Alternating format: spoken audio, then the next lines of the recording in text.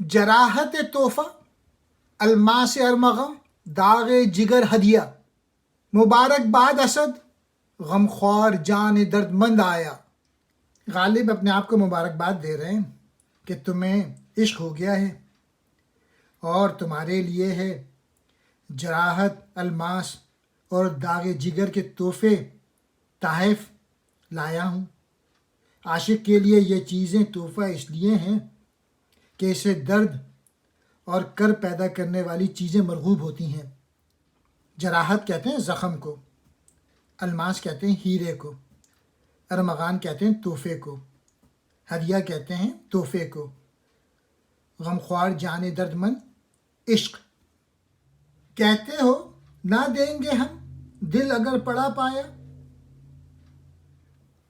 دل کہاں کے گم کیجئے ہم نے مدعا پایا، عشق سے طبیعت نے زیز کا مزہ پایا، درد کی دوا پائی درد بے دوا پایا۔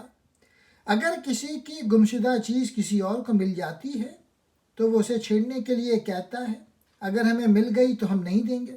اس شعر میں محبوب دل اڑا کے عاشق سے کہتا ہے اگر ہمیں تمہارا دل کہیں پڑا ہوا مل گیا تو ہم نہیں دیں گے۔ عاشق کہتا ہے کہ میں سمجھ گیا دل تمہارے ہی پاس ہے، ہم نے مدعا پایا، ہم تمہارا مطلب سمجھ گئے۔ دوسرے شعر میں کہتے ہیں جب عشق کا مرس لگا تو زندگی میں لطف آیا، کیونکہ غم عشق میں غم دنیا بھول گئے۔ ہمیں درد زندگی کی دوا تو مل گئی لیکن درد عشق کا دنیا میں کوئی علاج نہیں۔ درد کی دوا یعنی درد زندگی کی دوا یعنی عشق، درد بے دوا عشق۔ خیال یہ ہے کہ زندگی بغیر عشق کے بد مزہ اور بیکار ہے۔ شور پن ناسے نے زخم پر نمک چھڑکا، آپ سے کوئی پوچھے تم نے کیا مزہ پایا۔ نمک چھڑکنے سے مراد یہاں پہ ہے لطف اٹھانا۔ ناسے کی نصیحتوں نے میرے زخموں پر نمک کا کام کیا، یعنی ان کے منع فرمانے سے میرے دل کو سخت تکلیف پہنچی۔ کوئی آپ سے ذرا دریافت کرے کہ کسی کو تکلیف پہنچا کر آپ کو کیا لطف حاصل ہوا۔ پن کہتے ہیں نصیحت کو، نمک چھڑکنا تکلیف دی۔ آپ یعنی ناسے بطور طنز استعمال کیا ہے۔ یہ لاش بے کفن اسد خستہ جاں کی ہے، حق مغفرت کرے عجب آزاد مرد تھا۔ یہ بے کفن لاش خستہ جاں اسد کی ہے، خدا مغفرت کرے عجب آزاد مرد تھا کہ اس کی لاش بھی بے کفن پڑی ہے۔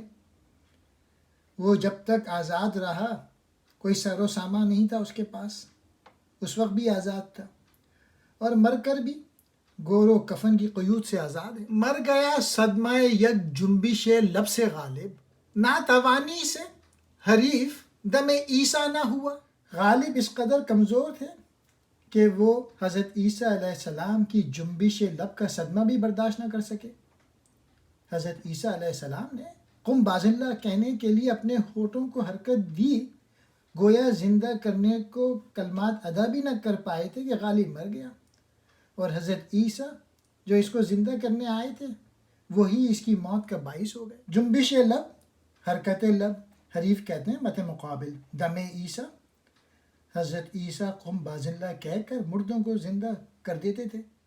نظر میں ہے ہماری جادہ راہ فنا غالب، کہ یہ شیرازہ ہے عالم کے اجزائے پریشان کا۔ کہتے ہیں کہ فنا ختم ہو جانا ہر وقت میری آنکھوں کے سامنے ہے، کیونکہ میرے یہ بلیفز ہیں، میرا یہ عقیدہ ہے کہ اجزائے پریشاں رشتہ فنا میں منسلک ہے۔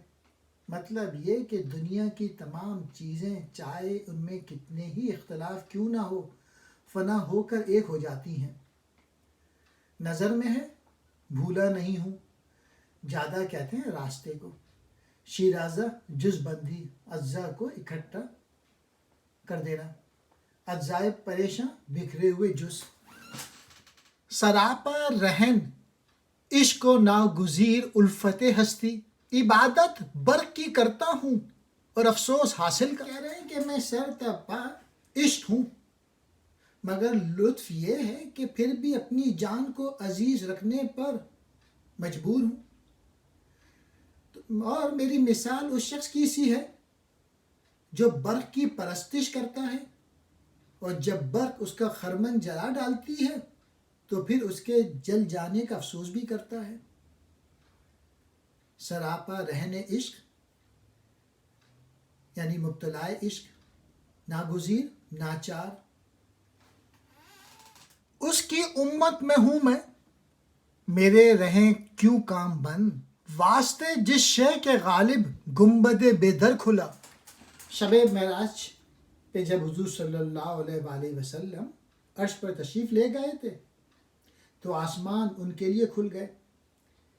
اے غالب، میرے کام کیوں کر بند ہو سکتے ہیں؟ میں تو اس کی امت میں ہوں جس کے لیے آسمان کا بے در گنبد کھل گیا تھا. گویا میری کامیابی حضرت رسول اللہ صلی اللہ علیہ وآلہ وسلم کی امت میں ہونے کی وجہ سے یقینی ہے. کام بند رہیں، ناکامیاب ہو، مایوس رہیں، گنبد بے در آسمان. کم جانتے تھے ہم بھی غم عشق پر، اب دیکھا تو کم ہوئے پہ غم روزگار تھا. غالب کہہ رہے ہیں کہ نا تجربے کاری کی وجہ سے غم عشق کو ہم کچھ کم خیال کرتے تھے، لیکن جب حقیقتاً عشق میں کمی ہوئی تو دنیا کی تمام آفتوں نے گھیر لیا. اس سے ثابت ہوا کہ دنیا کی تمام آفتیں اور آفت عشق برابر ہیں.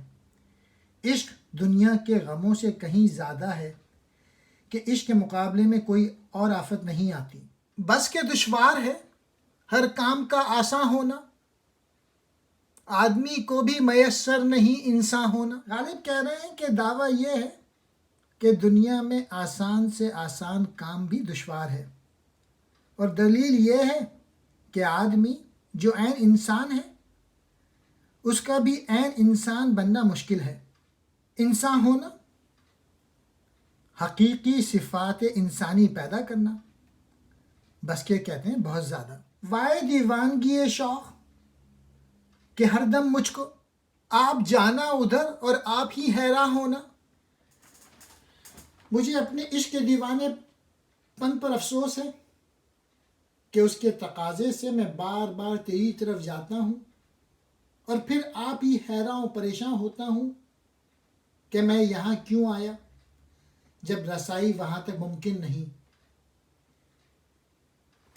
وائے کہتے ہیں افسوس کو، دیوانگی شوق، جنون عشق، ادھر یعنی معشوق کی طرف. تیرے وعدے پر جیے ہم تو یہ جان جھوٹ جانا کہ خوشی سے مر نہ جاتے اگر اعتبار ہوتا. خیال یہ کیا جاتا ہے کہ عاشق کے لیے اگر محبوب وعدہ کرے کہ وہ ملاقات کرے گا تو بہت خوشی کی وجہ ہوتی ہے، اور اس سے عاشق کو شادی مرگ ہو جانا چاہیے. کہتے ہیں ہم تیرے وعدہ وصل پر بھی اگر زندہ رہے تو تجھے یہ سمجھنا چاہیے کہ ہم نے تیرے وعدہ وصل کو جھوٹ جانا. اگر ہم اسے جھوٹ نہ جانتے تو یقیناً شادی مرگ ہو جاتے، یعنی خوشی سے ہی مر جاتے.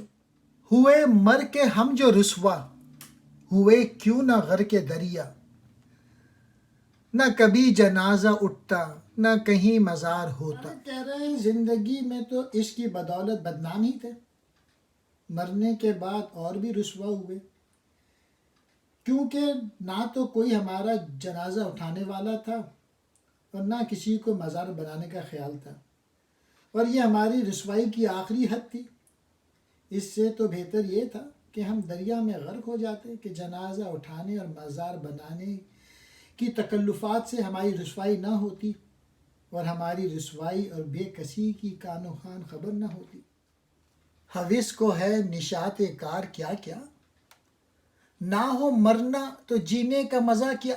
نشاط کہتے ہیں امنگ کو، نشاط کار کام کرنے کی امنگ. کیا کیا، کس قدر زیادہ. دنیا میں جو کچھ چہل پہل ہے وہ صرف اس یقین کی بدولت ہے کہ یہاں رہنے کا زمانہ بہت تھوڑا ہے. یہ انسان کی ایک طبعی خصلت معلوم ہوتی ہے کہ جس قدر فرصت قلیل ہوتی ہے وہ اس قدر زیادہ سرگرمی سے کام سر انجام کرتا ہے، اور جس قدر زیادہ مہلت ملتی ہے اسی قدر کام میں تاخیر کرتا ہے۔ بس اگر موت نہ آیا کرتی اور ابد تک انسان زندہ رہتا تو جینے میں کوئی مزہ نہ ہوتا، کیونکہ نہ تو یہ جوش و سرگرمی ہوتی اور نہ دنیا میں چہل پہل نظر آتی۔ بے نیازی حد سے گزری بندہ پرور کب تلک، ہم کہیں گے حال دل اور آپ فرمائیں گے کیا۔ بے نیازی کہتے ہیں بے توجہی، بے پرواہی، حد سے گزری، حد سے زیادہ ہو گئی۔ کیا یعنی کیا کہا؟ بندہ پرور آپ کی بے نیازی حد سے زیادہ ہو گئی، آخر یہ سلسلہ کب تک جاری رہے گا کہ ہم اپنا حال دل سنائے جائیں گے اور آپ کہے جائیں گے کہ کیا کہا ہے اب اس معمورے میں قحط غم الفت اسد، ہم نے یہ مانا کہ دلی میں رہیں کھائیں گے کیا۔ معمورے کہتے ہیں بستی میں، آبادی میں، یعنی دہلی میں۔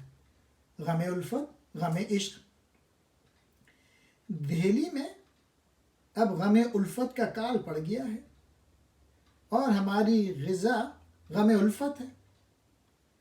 اگر ہم اس بستی میں رہیں تو بھوکے مر جائیں گے، اس لیے اب کسی ایسی جگہ چلیے جہاں غم الفت بے افراد ملے، یعنی عشق کرنے کے لیے محبوب بے کثرت ہوں۔ غالب کہہ رہے ہیں میں کس سے کہوں کہ شب غم کیا ہے۔ حقیقتاً شب غم بہت ہی بڑی مصیبت ہے، اس میں انسان بار بار موت کی تکلیف اٹھاتا ہے اور پھر بھی نہیں مرتا۔ اگر میں ایک مرتبہ مر جاتا تو مجھے اس عذاب سے نجات مل جاتی۔ شب غم کے مصائب کو موت سے زیادہ بتایا ہے۔ کہوں کس سے میں کہ کیا ہے، شب غم بری بلا ہے، مجھے برا تھا مرنا اگر ایک بار ہوتا۔ یہ کہاں کی دوستی ہے کہ بنے ہیں دوست ناسے، کوئی چارہ ساز ہوتا، کوئی غم گسار ہوتا۔ غالب کہہ رہے ہیں یہ کیسی دوستی ہے کہ میرے دوست مجھے نصیحتیں کرتے ہیں، اگر وہ حقیقتاً میرے دوست ہوتے تو نصیحتوں سے انہوں نے میرا جو دماغ ہے اسے پریشان کرنے کے بجائے میرے دکھ کا علاج کرنا چاہیے، اور ظاہر ہے درد عشق کا جو علاج ہے وہ یہی ہے کہ محبوب سے ملوا دیا جائے۔ اسے کون دیکھ سکتا کہ یگانہ ہے وہ یکتا، جو دوئی کی بو بھی ہوتی تو کہیں دو چار ہوتا۔